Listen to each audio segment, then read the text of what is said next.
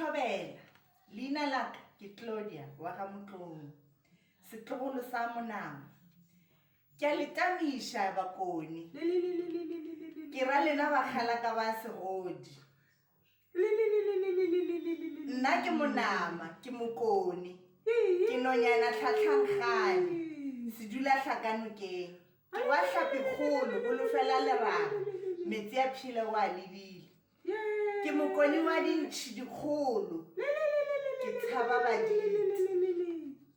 Today, I will be sharing a few things about the Sepedi culture. So I will be touching on weddings, pregnancy, festivals, music and food. Sepedi is also sometimes referred to as Sesotho sa Leboa or Northern Sotho. The language of Sepedi is one of the 11 official languages in South Africa. As with many religions and cultures, the Sepedi culture has its own defined set of traditions. I will touch on weddings and marriage. Weddings are an occasion where two families are united ancestrally and spiritually. The bride and the groom can decide on what they want on the day of celebration, but the elders of the family are the ones that handle traditional side of the wedding for guidance. The groom writes a letter to the bride's family, notifying them that "O bone letšobana lapeng la bona." This loosely translates that he has seen a flower in their garden and is interested in sending his elders to come and ask for serosa metsi, meaning relations. The bride's family agrees on a time and date. The groom sends his uncles for negotiations. And back in the day, live cows were used as an offering. But now that times have changed, we are liberated and cash is king. The amount is what is negotiated between the two families. This practice is just to unite the two families. Then, after the negotiations, a wedding date is set. And that is when the bride and the groom decides if they will celebrate with the festivities in one day or two.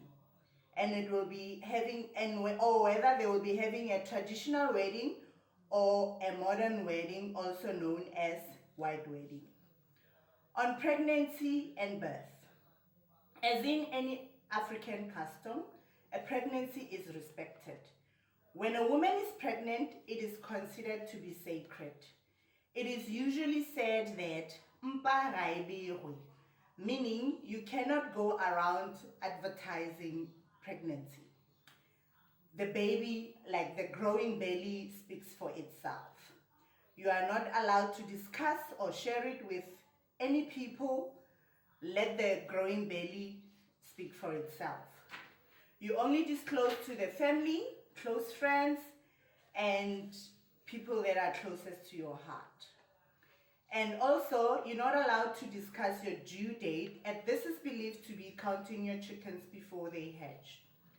After birth, the mother is not allowed to share a bed with her husband for at least 3 months, or at least until the baby's umbilical cord falls off. Then the umbilical cord is buried under a specific tree in the yard. This is considered to be giving the baby good grounding. The new mother is also not allowed to leave the house for at least 3 months after birth, only being allowed to go for checkups, of course. Visitors are also recommended to come visiting after 3 months.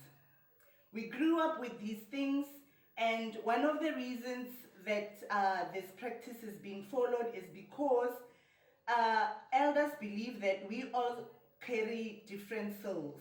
So if it's different souls coming together, obviously it will make the baby sick. Now I'm touching on festivals and traditions. When Bapedi have functions, more especially traditional functions, they prepare traditional beer. They use different kinds of mabele, which is sorghum meal, which is mixed with hot water, then stored in a container in a cold place.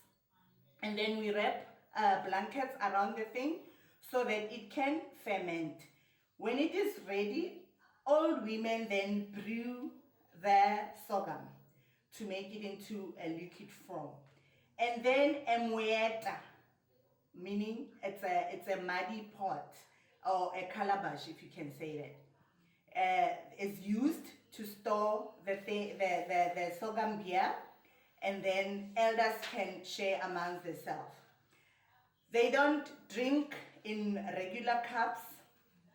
We normally use something called mukhopu, which is traditional cup, and traditional beer is only cooked and served during weddings and ancestral ceremonies. The Bapedi tribe practices the ancestral customs. The malopo ritual is most ritual of the understanding of the Bapedi culture. This is overall called hopasa.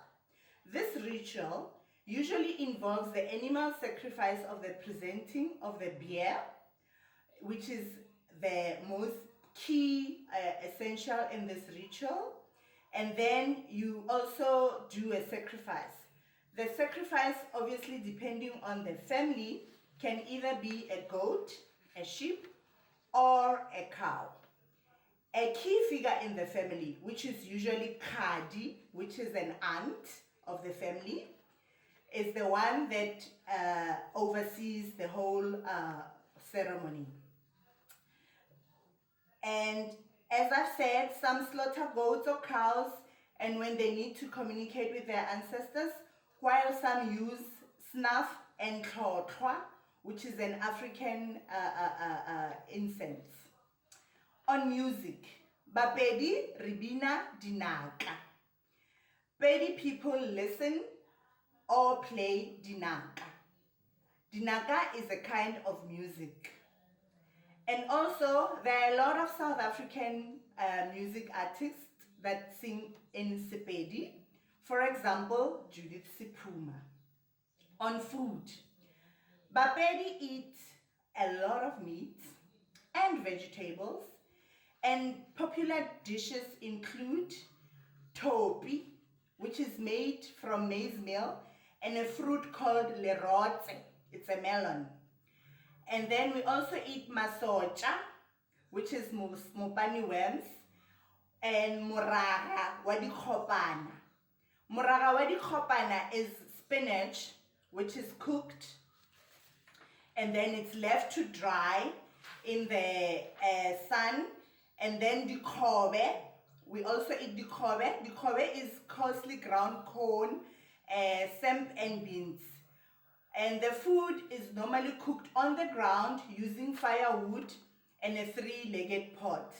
I will show you now an example of the spinach, the dry spinach. This is how it looks when it's all dried up in the sun. You can snack on it, or you can put it in boiling water.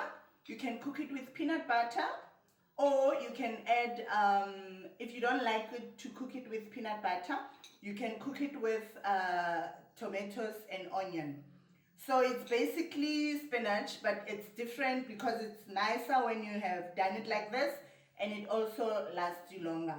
And another thing that I want to share from my family side is that my uncle was also responsible for calling rain, which is called a rain king. Well, we're not from a royal family, but the stories that I've heard from my grandmother was that when he used to grow up in the farms, whenever there was drought in the farms, they used to call him, and he used to be the one going konukeng. Nukeng is where the river is. And whenever he used to come back, he used to perform a ritual there, and they knew that whenever he comes back, it is gonna rain. And then something very beautiful, I think, happened when he died in 2002.